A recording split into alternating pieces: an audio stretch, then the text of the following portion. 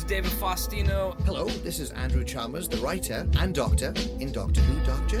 This is Dr. Steve-O. Everybody, this is the Governator. This is Inspector Gadget. Hey, what's cracking, y'all? It's your boy J-Rock. Good evening, folks. This is James DeBell. This is Jeremy Taggart. This is Kim Possible. I'm Chris Holden-Lee. Hey, this is Pat Mastroianni from Degrassi. This is the evil Dr. Bad Vibes. Again, this is Missy Bear.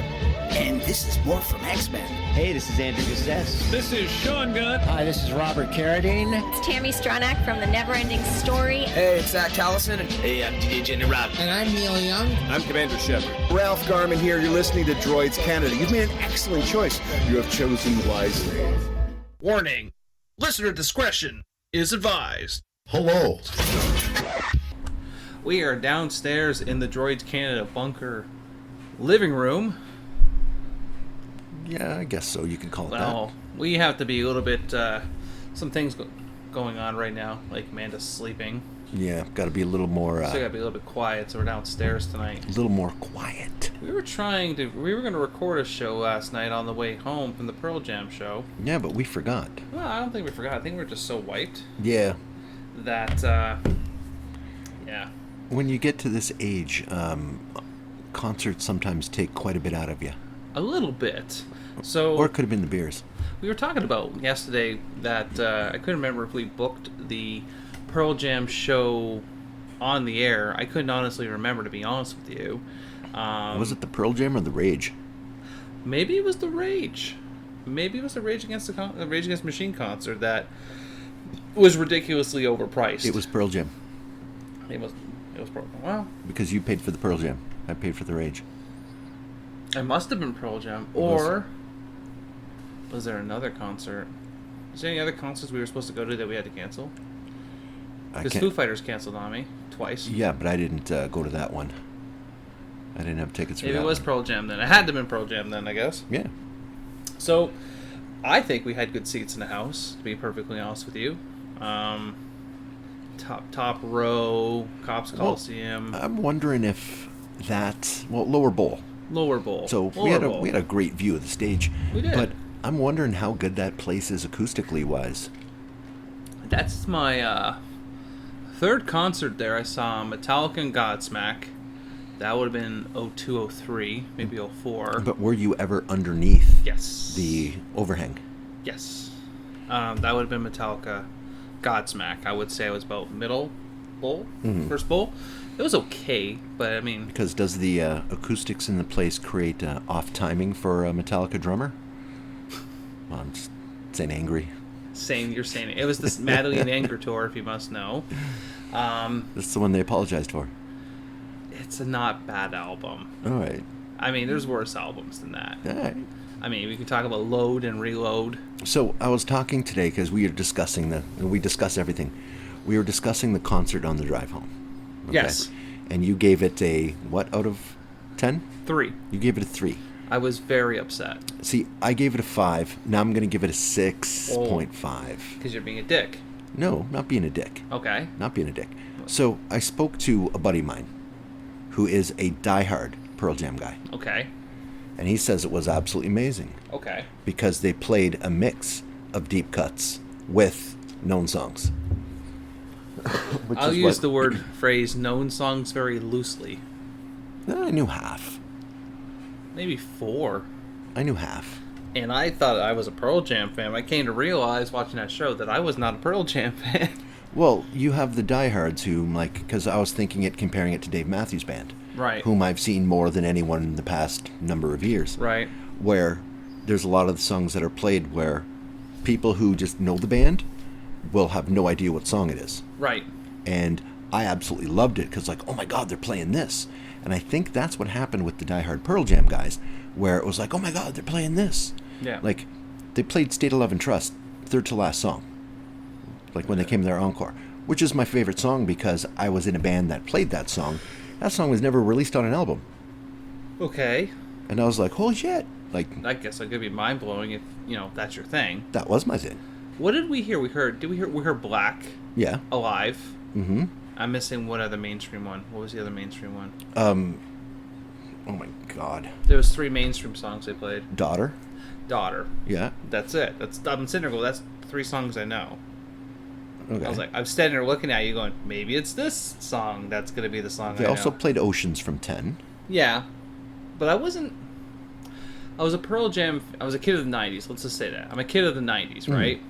And I thought I knew enough about Pearl Jam, and then I'm watching the show going, I don't know much about fucking Pearl Jam whatsoever. So, to me, the crowd seemed, because the songs that were the hits, so the ones that were played on the radio, because there was a couple others that I recognized that from radio, those songs had a massive pop from the crowd. Right. But then other songs didn't whatsoever. So it seemed was like the it was a ones- crowd. It was a crowd that wanted the hits. Now, we have to bring this up because this was a theme of one of our podcasts in the past. What's that? Was that shitty song he came out with. Yeah. That we roasted and roasted. And here we are. You know who the MVP of the show was? What? It was the video editor. The video editor. Did you watch The screens? Yes. Yeah. MVP. Do that in a live show? MVP. That's not something you can just do. It's not hard. A lot of bands do that now. But especially for that song with the sequencing with the lighting, I thought it was really good. I made that song enjoyable to watch but not listen. When my buddy said David Byrne, guy from Talking Heads. Okay. I think I got his name right. I might have his name wrong though. Sure. I'll take your word That's for it. kind of the influence of it. Whom apparently he's one of those musicians who influences all of the major musicians. Oh geez. Kind of like everyone had to say Sonic Youth was an influence when they were when they were Youth. younger. Oh god. So it had, like, when I heard that, I'm like, yeah, I do see a lot of that in it. Right. But still, it's not my thing. I don't know. Like, was that the song that everyone took a piss break on? No, that was a different one. Oh, that was hilarious. See, I was expecting it to be a bit heavier. I guess, yeah. Well, because last time I saw Pearl Jam, it was, well, over 20 years ago.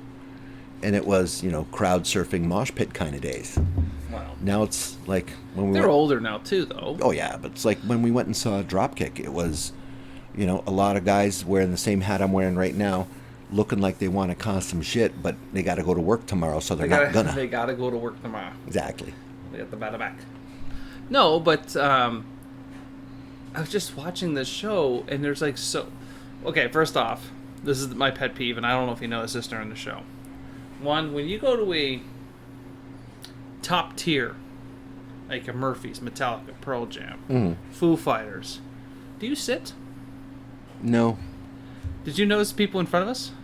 Yeah. Sitting. On her phone. Yeah. She was literally scrolling Facebook during the show, and I was like, oh, dude, like, why did you get a ticket then? See, I'm more used to going to outdoor shows with lawn seats where Yeah. you have more space, you have more room. I prefer that to cramming people into those little seats. Yeah, it's true. Like, it was almost uncomfortable, As soon as we see You're where, not even fat, dude. No. as soon as we see where our seats are, we're in between two dudes manspreading. Oh, that's right. Like, Boy, that was man spreading. That was funny. But that first band though, well, we didn't even last. we didn't give it a chance. We gave about 30 seconds and went, "Yep, let's go have darts." Like, It's like, that's it. We're going. yep, time to drink. Don't even smoke outside. Have some darts. Get away from these people. So, And then we went outside. Ran to your one buddy. He's like, "Oh, this guy's amazing." I was like, I don't know. Maybe I'm just old. Maybe that's what it is. I have an inability to see new talent. Maybe. I just didn't. I heard it, and it's like, it is what it is. But I can say that now I've seen Pearl Jam. mm-hmm. I don't need to see them again. It's done. There's just certain bands that you have like a little bit. You gotta have a little bit like a checklist, right? A band's like, I kind of want to see this band. I kind of want to see this band. Radiohead's the one that's got away Really? every time. Well, you better fix that. Well, do they ever tour? I mean, you can go see the Headstones. No. Why? They're always touring. Or the Tea Party. They're touring again, as usual. Seen them many Oh times. my god. Every time I've seen that band free. Everyone has. Everyone in Canada has. I think that's the problem. How are you supposed to sell tickets when you can literally just wait till... I've bought tickets to see them. You bought tickets to see the Tea Party? Yeah. A couple times. Wow. I literally saw them. Was it French Festival that Helms had them every year? Friendship Festival had them often. Yeah. And then Port had them a couple times too. I went to like Edgefest and saw them and whatnot. Oh, That's like Big Wreck.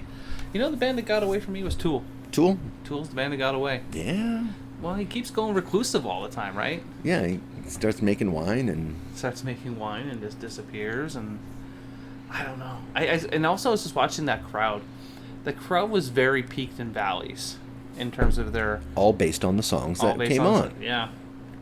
I think there was a lot of people. When he went in that one tangent for like 3 songs, where they weren't fast and they weren't slow, they were just in the middle. I think they were more like, here's a powerful song for you. Everyone was just kind of like staring at each other like, okay. See, because I compared it to the last shows that I saw, which was Dave Matthews, and Dave Matthews again.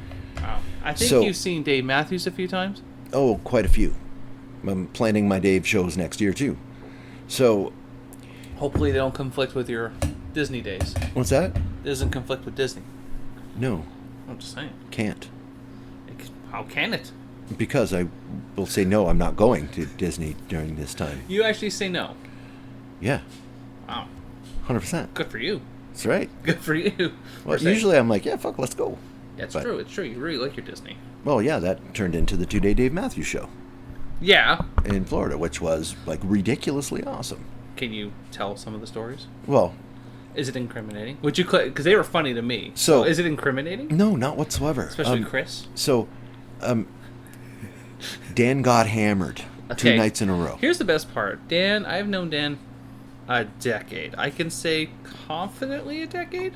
Known well. Known well. For a decade. Known well. But I think 15 years? Yeah. 15 roughly. years? Via your brother? Was he your brother? Mm-hmm. And I have never seen you intoxicated. No, that's a lie. New York. That was buzzed. But you're buzzed. You I weren't wasn't drunk. You weren't drunk. You're buzzed. Yeah. I have every time I'd say, let's go drinking. No, I don't drink. I don't do that. Hey, if I'm driving a car, I don't do that. Well, no. So, I always said you could always have a crash on the couch. Always welcome to. We even got a spare bed upstairs. So, this guy here who doesn't drink went to a concert solo. Solo, even. Yep. Instantly ran into some guys from Chattanooga, Tennessee. Shout out to Chattanooga, Tennessee. Shout out to Chattanooga. These guys were awesome. And just started pounding, like, hammered. End of the first night, ended up walking to some dive bar to be able to catch an Uber that wasn't as expensive. Oh. Ended up at a bar that had a band on that the bass player looked like Stephen Colbert. That's not a selling point. They were absolutely horrible. Good. There was a guy at the bar with no arms. Literally had no arms. And they just gave him a big, long straw. How did he take a shit? How does he take a piss? Because when you're drinking... He doesn't have, like, the hook arms at all? No, it was just 2 nubs. It was like... I don't know how else to explain it. 2 nubs? Yeah, 2 nubs. Oh, God. And listening to this. Yeah. You didn't give him a business card, right? No. Because that'd be kind of bad. He lets him be a fan of the show. Like, fuck. I don't think he even clapped for the band. Oh, God. Because he couldn't. It's like... What if there's like a situation where there's a bank robbery, they put your hands up? What did you do? I just did a smart thing. I was on an audio cast, clapping my elbows. You couldn't hear it. That's bad. That is so bad. It is a little bit. So, didn't you also join a cult? Yeah, I'm now part of the Dave Matthews Band cult, officially. Cult. So you don't, like, is there a special ritual that didn't get you in? It is, they are very cult-like. Okay. And I enjoy this cult. Yes. Mm-hmm. There's a leader. Okay. Leader's name's Dave. He's a nice guy. He's a great guy. I heard he likes to smoke weed once in a while. It was, like, it's just... Anyone listening to this, I recommend if you can see a Dave Matthews Band show, full band, go. It is a different type of experience. The atmosphere is just beautiful. Right. It's wonderful. It is loving. It is everyone just grooving to the music, and it is the nicest people you'll meet. I've met so many people over those 2 days, and a lot of beers, too. A lot of beers. A lot of beers. A lot of beer skis. Oh, yeah. Wow. Oh, yeah. Missed the one point. At this dive bar that we went to, some Cuban dude was trying to pimp out some Spanish ladies who apparently we caught their eye. Yeah. Oh, damn. That's when I'm like, I'm gonna die here. Time to go home. Time to leave. Time to leave. Time to leave. But it was an Don't forget about the interesting bikers experience. outside. Oh yeah, bunch of bikers with all T-shirts saying "Zero fucks given," laying patches, throwing people on the back of their bikes, laying patches in front of all the store doors. Like it was. Can you remind our audience where you were? What state? That was Florida. Florida, small world. Where I'd love to be. What? I just don't get your fixation about Florida. It's hot. It's hot. That's why I don't. It's hard to sell me on it. My knees don't hurt there. Oh. Maybe you should just get take your money and just go get a nice condo in Boca. That's where all the Italians go, isn't it? Boca Raton. I don't know. Kind of Italian. That's like literally the second home to Italy. I don't water my driveway, dude. Do you though? No, I don't. You have a white wife beater. Yeah, many. And how many times do you listen to Bruce Springsteen? Very rarely. Wow. Well, you're not True Blood. No. That's what it is. I'm only a halfie. Wow. All right, guys. That's it for this week. We were just throwing a show together because as you're listening to this, I think I'm whale watching today. Whale watching. I'm whale watching today. Gotta have some muscles. I'm in the Scotia. Scallops. Is there a cool name for Nova Scotia? Is it the Scotia? Because Oshawa, it's called the Schwa. I thought it was a Schwiggity. The Schwiggy? The Yeah. Bomb Diggity? Yeah, but no one wants to go to Oshawa. It's like going to the UK. Like, why would you do that? Whoa. It's just shit. Sorry. You did get heat from him the other day. Sweet. I'm going to pull it up before we wrap up here. You know what? Let's save it for the next show. Okay, well, piss off then, I guess. All right, then. Bye-bye. Dun dun dun dun dun dun dun dun dun dun. Salsa shark. We're gonna need a bigger boat. Throughout history, they have been a part of our Canadian life. Men and women who have made their mission to entertain their fellow man. They've worked hard enough. Isn't it time they had their own podcast? Droids Canada. This podcast would be great if it wasn't for the internet trolls. I don't bother them and they don't bother me. I could do without the bad reviews in the iTunes store. You have that podcast with that guy who was at that Comic-Con in the last year? You should hear the barrage of the stupid questions I get on our SoundCloud account.